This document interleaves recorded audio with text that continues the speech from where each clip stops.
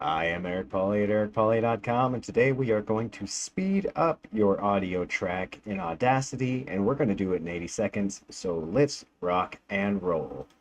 We have Audacity open here, and I'm just going to open up a folder and drag and drop the song.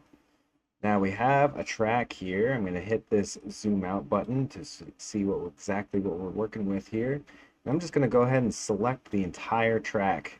Whatever you have selected is what the effect will be applied to. Now let's go up to effects and let's change speed and pitch. Speed multiplier or percentage changed. It's really up to you what you want to do. I'm going to use percentage 100%. So this will double the speed and it shortens the track by half. You can see it is definitely sped up.